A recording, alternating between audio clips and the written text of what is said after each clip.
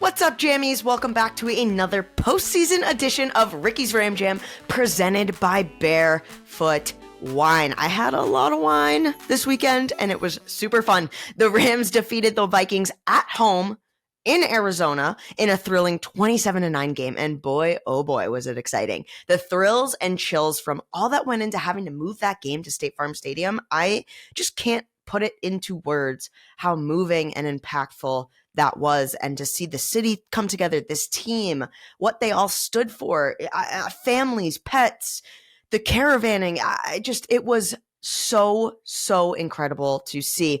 Big Wit gave a pregame speech. Rachel Platten sang Fight Song live. 9 postseason sacks for a Rams playoff record. It was an amazing game on and off the field.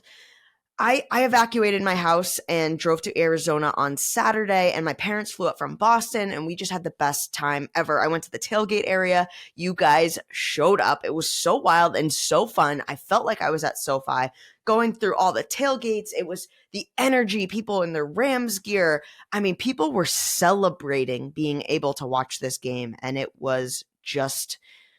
I know I sound like a broken record. It was just so moving. It's hard to put into words. You guys really showed up for the Rams and for the city. It was great. I'd love to play the official Jammy, Andrew Whitworth, as of last week, and season 1, I believe he was on too, his pregame speech, just so you can get chills all over again. For the past week, our Los Angeles region has been ravaged by catastrophic wildfires. Over 150,000 people have been evacuated. Our friends and our neighbors have lost homes, and entire communities have been devastated. And there's still more work to do. The courage and bravery of our firefighters and our first responders prove that real-life heroes live among us. But I believe in the people of Los Angeles. We are strong. We will not be defined by this devastation. We will rebuild LA, hand in hand, together. For as long as it takes and whatever it takes, we will build it together. Los Angeles, I love you. We love you, and we are with you. Just absolutely amazing and inspiring. Okay, coming up to recap the amazing game and look ahead to Philly is RedZone's own Scott Hanson. I'm so excited for this. We have a great show lined up for you, Jammies. But first, we got to do the coin toss. Show of hands. Put them up. Put them up or comment below if you picked the option for defensive points last week's coin toss. How about that Jared Verse touchdown? Did you have that on your bingo card? Oh my gosh, that whole drive and the dive that he did, like, I just want to watch that in slow motion over and over again.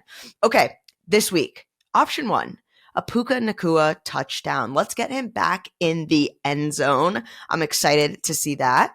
And option 2, the 9 sacks are going to be hard against this Eagles O-line, one of the best in the league. But how about a pretty 3? How about 3 sacks on Jalen Hurts? If anyone can do it, it's this young, hungry defense. Let's go. Joining me now is the perfect person to recap the unbelievable win against the Vikings and look ahead to what should be an epic divisional round matchup against the second-seeded Eagles. But it's the host of NFL RedZone. You know, we call Stafford Mr. December, but I've got Mr. RedZone on the pod today. Scott, how are you? I'm doing well, Erica. Good to see you, and I hope you and yours are safe from what we've all been going through in the Los Angeles area. I live in the LA area. I'm in a safe spot. I hope you and your family and friends are doing okay.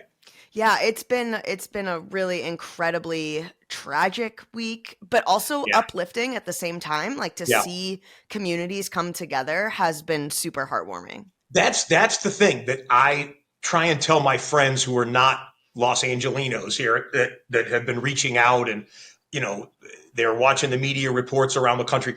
I'm like, LA does not often feel like community. Right. Just because of the size, the scope, the population. I don't know if I've ever felt it. I've been here for 8 or 9 years living full time here. I've ever felt it like this much community. And unfortunately, it can take something tragic and devastating like this situation that we're going through to bring people together. But if you're looking for a glimmer of hope amidst a lot of darkness and bad reports, I think that's it, is that people have been looking at each other with humanity and trying to have each other's backs through this. And the donation centers that have been like overflowing with clothing and supplies and furniture and whatever else for people that have lost their homes is really heartening to see. That's really something. Yeah, it's been so special, and I think not that it matters in the grand scheme of things, but when football is more than football, like it really feels more impactful, and that's why like this win and moving the Rams house to Arizona and all the employees and the buses and Kelly Stafford is helped to charter buses from fans, and they're caravanning people. Like, it made that win like even sweeter. Yeah, I was going to go to the game as a fan at SoFi. Right. And when it got moved, I couldn't arrange my schedule to get out there. So I just watched it on TV. And I'm sure you were there, but I'm sure that you've heard all the feedback. The television broadcast was remarkable. First of all, our friends and colleagues over at ESPN, I thought, did a very tasteful job in balancing covering a major playoff game with the backdrop of the fires here in Southern California. But the crowd at that game, and they called it out. I mean, Buck and Aikman had it multiple times that they thought, okay, Minnesota was going to invade. The Skulls were so fired up about this team, even though they were a wild card team. And they came, and there were a lot of Vikings fans there. That was clear. But if you want to talk about the Rams house moving down to State Farm Stadium, they did a great job. And when the Rams were up and the Vikings were, especially when that pass rush was getting home on Darnold time and time again, you could have closed your eyes and thought that's SoFi Stadium going on there. Right. And that's a testimony to the Rams franchise, the infrastructure that had to be put in place to move the game. Quite frankly, to the Arizona Cardinals, to the Bidwell family and whatnot, who did some tremendous things to facilitate the change, but ultimately to the Rams fans, whether or not they were Arizonans who love the Rams that decided to buy tickets locally or got in their cars and got in airplanes to get down there. That was fun to watch. It was so fun to watch, but it was also so fun to watch as like a football game. I mean, a 14-2 team, Vikings team, and everyone was like, oh, they had a rough showing against the Lions. They're going to bounce back so hard against this Rams team. I mean, when you talk about the defensive scheme that Chris Shula put together, I mean, put into words how impressive this defense was on Monday night. Well, especially with the youth up front. I'm sure you've documented it through the season, but I mean, heck, that front seven. I don't have the numbers in front of me, but I got to think the average age is on the lower end. They're closer to 20 than it is to 30. A lot of talent there, of course, but young guys getting after it, and then the scheme that had. I mean, let's just call it what it was. Darnold was seeing ghosts, man. Yeah. He just, I mean, after the pass rush got home, and it was pretty much all four quarters that they applied that pressure to it. After they got home on him early, I don't think he knew what he was seeing. His grip on the football wasn't as solid as it needed to be. But that bodes well for the challenge that's coming up, because as good as a 14-win Vikings team was, this Jalen Hurts, Saquon Barkley group is, well, the Rams have seen it once already, and they're going to have to come up with an even better defensive performance this weekend to be able to keep moving on. But hey, like you said, I don't know if I could really categorize it. I mean, you had to stop a premier player in the league in Justin Jefferson, or at least slow him down. And you had to confuse what is now a veteran quarterback, even though Darnold doesn't have, the number of starts with his transitory career that he's had in the last few years. Darnold had the best season of his life, and was primed to play it in a really well in a controlled environment and whatnot. They had them on skates all day. Right. It was really, really impressive to watch. And then, of course, it's complimentary football. Stafford and the offense had to put up enough points where Minnesota had to speed up a little bit and had to be thinking, okay, we got to make stuff happen. And the Rams just when they sensed that they could slam the door, they did, and that bodes well for this weekend, I think. Yeah, I was listening to the Athletic football show. I think it's Robert May's show on the way home from Arizona, and I think they were looking that the Rams are the 32nd lowest in cap space and the cheapest, I guess is what you could call it, defense, Okay. which was super cool because the Aaron Donald, who was in the building, really exciting to see. But besides Jared Verse as a first round pick, who, defensive rookie of the year, in my opinion, hands down, especially after that performance. But Les Snead and his staff, you have Jared Verse, Braden Fisk, Cam Kitchens, our kicker, Cardi, Bo Limmer, the center, Steve Avila, Young, I could go on, Puka, Davis Allen, who scored a touchdown.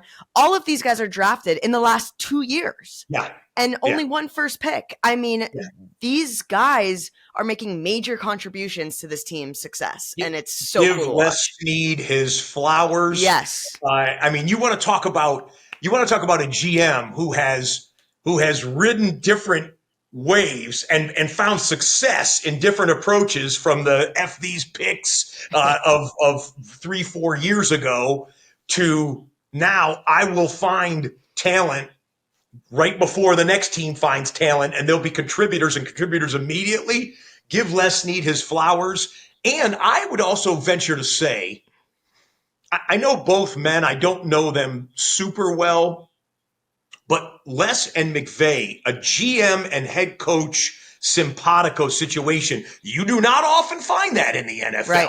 In fact, it becomes more rare, and we see at this time of year with teams that didn't make the playoffs, GM's going this way, head coach is going this way, this guy's in the unemployment line. There's rumors that, this guy over here, thought he was set up to fail because this guy over here didn't draft well, or this guy over here is not putting the groceries together the way that this guy drafted. Those two guys, man, I think they talk about it in public about the relationship they have, but it seems to be real, and the results seem to be playing out on the field and have been since the Super Bowl. Yeah, they are in just such lockstep together. It's really cool to watch.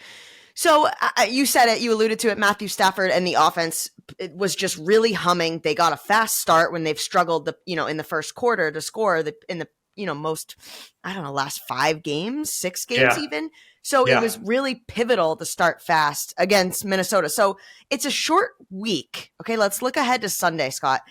Mm-hmm. What do you think the biggest challenge that this Eagles team will present? We are going to find out in the first quarter how this game is likely to play out. Saquon Barkley hung 302 yards, 302 scrimmage yards with 255 rushing. And again, teams change, and that was week 12. So it's been a couple of months now, but we'll find out early. Can they stop Saquon Barkley without committing the resources that are going to make them vulnerable on the backside to Devontae Smith and A.J. Brown and the passing attack? It's a heck of a challenge. Look at this. I read this stat. Maybe you've already told your viewers this. The Rams beat a 14-win Vikings team. Well, now facing a 15-win Philadelphia Eagles team, when you consider the Eagles already have a playoff win, right? Right. No one has ever beaten 14-plus win teams in back-to-back playoff weekends. That's the stat I read from NFL Media. And then get this, not to look ahead because you can't count any chickens in playoff season. Should they win this game, the Rams, and let's just say Detroit handles their business on divisional weekend here, the Rams would face a 16-win team. Yeah. So they would go from a 14-win Vikings team to a 15-win Eagles team to what would be then a 16-win Lions team. And if you want to dream, let's say chalk holds in the AFC, Patrick Mahomes and the Chiefs would be a 17-win team, counting their playoff wins. Again, you can't. just get to Philadelphia and handle your business if you're the Rams. But I just like to, as someone who looks at the entire NFL like I do on RedZone, Right. I love to look at storylines and what could develop and what they could say. And this was a Rams team that won the division, but won it in the final 2 weeks of the season when they, overtook the rest of the NFC West and then locked it up. But the challenge laid before them is tremendous. If you look at Stafford's record in January and February games and Stafford's playoff record since coming to the Rams, I'm not sure I'd trust too many more quarterbacks in this situation to be able to see the field, distribute the ball. The weapons are firing on all cylinders right now. Kupp looks great. Puka looks great. Kyron Williams is one of the most underrated touchdown scorers in the NFL. I don't think he gets his love nationally as he should. It'll be fun to watch. I did, before we jumped on this podcast here, I did just do a look up the forecast for Philadelphia. Okay. Not saying the Rams are an indoor Southern California team. There's no two ways around that. And as we talk, I'm not sure when people will be watching this, but as we speak, we're about 5 days out now from the game. 50% chance of snow. Oof. And temperatures freezing like right around low 30s. So that could impact things a little bit, even though, the Rams have played in the elements. I think they'd be much more comfortable, certainly at home or certainly in a domed or controlled environment. But it's going to come down to physicality in January football, and it should be fun to watch. I'm so excited for this game, and even watching the Eagles wildcard weekend too. Like I think that this team has really improved exceptionally since week 12. Yeah. And so this defense is better equipped to slow down Saquon, like you said, but also the way that Chris Shula, and I'm coming back to this, the offense was very, very impressive, and I'm super happy with the performance against the Vikings. But this young defense and the scheme that Chris Shula put together with the way that some of the corners were rushing the quarterback and getting home, and I feel like they've been saving sort of their best calling games for the playoffs, and I'm really, really excited for this rematch. It's good. I wanted to start right now after talking with you about I know. it. I'm so pumped up. I'm so pumped up. I bet you wish you were, calling the octo boxes, because I'm feeling more defensive points coming here. I think it's going to be all over the field. It's going to be wild. People say that to me. In fact, some fans even hit me up and say, "Hey, why aren't we go live RedZone on Instagram or something?" Yeah. Yeah. Well, I'm like, everyone does realize that there's only one playoff game in one window at one time, and Uncle Scott likes to watch football instead of just covering it constantly. Right, so I will be planted on, for those who are watching this, not just listening to it. That's my media wall right over there, and my place here in Los Angeles. So 5 big screens. Not that you need 5 for the playoffs, because it's just one. But I'll have the game on the center screen right there, and I will be plopped down on this couch here, enjoying it as a fan. Okay, well, I'm waiting for the invite to Mr. RedZone's watch party, because that's the Super Bowl parties at your house if you're not in New Orleans, right?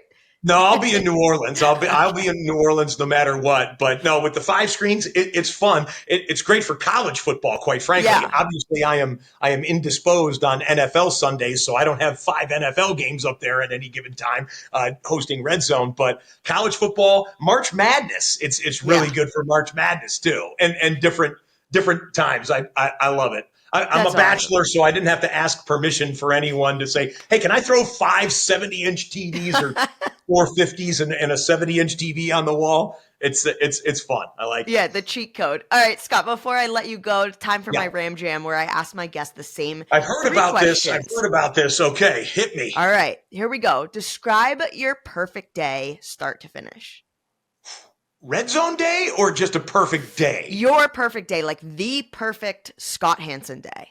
Oh, okay. Can I give you 2? The perfect day professionally is a loaded RedZone, let's say 7 games in the early window, 5 games in the late window, with kind of a double witching hour when all the games are 1 possession in the fourth quarter, and we're just keeping our head on a swivel and taking you to fantastic finish after fantastic finish. I love it. I live for it. So does the NFL RedZone staff. That's professionally. Personally, once football season gets over, I'm a skier. I like to Okay. snow ski. Great. So get me on top of a gorgeous mountain where there's no distractions. The air is crisp. I'm not talking. I don't even have to listen to anyone. I just get out there in nature, completely unplug, get down the hill, get some speed, and enjoy God's creation on a mountain. That's a perfect day for me. That sounds awesome. My brother was just skiing in Big Sky, Montana, Oh, and they've got dumped on with snow. And the oh, videos that he was sending, I was just like, oh, I got to get through football season. But I think that might be like next on my list. do it. That might be Do it. next. Yeah. I'll be out there. Yeah. Which celebrity would you like to switch lives for one day and why?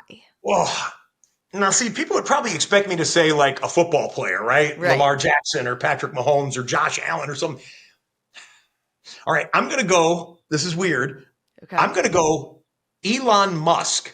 And it's not because of the money. It's not, to be richest man in the world. Well, maybe it kind of is because if I was Elon Musk for a day, I would go back and I would tell my SpaceX boys, put a seat and a seat belt in one of these rockets. I want to hit the outer atmosphere. I would literally be Elon for a day and I would say, I want to go into outer space. Okay. It might be weird, but I love adventure. And that would be one that you couldn't get any other way, I don't think. Yeah, but what, I mean, I'm no scientist, but do you turn back to Scott Hanson at the end of the day? So are you all of a sudden Scott Hanson in a rocket later that day? Ooh, well, that's your question, so it's your rules. Yeah, that's true. It's my hypothetical. Well, I'm just thinking. I'm like, I mean, I would be Scott Hanson because I want the memory afterwards. I want to be able to come back to Scott. sea level and tell all my buddies, oh, dude, it was unbelievable when you hit 8 Gs going, up to the sky and all that. Like, I don't know. I'm kind of an adrenaline junkie with some fun things. So I think that would be, I was just going to say out of this world, but that would be the worst pun on earth. You get the point. You get the point. I love it. Iced coffee on a snowy day or a hot coffee in a heat wave? This one will blow your mind. Neither. No. Coffee is gross. I hate it. How are you water. It is dirt water, Ricky. Don't do it. You just get up and you're just Scott? Yeah. I got this from my dad, Dick Hanson, the late great Dick Hanson. This energy, this heartbeat right here is au naturel. I wake up in the morning, I just need a shower, and boom, I'm off and running. Don't need caffeine.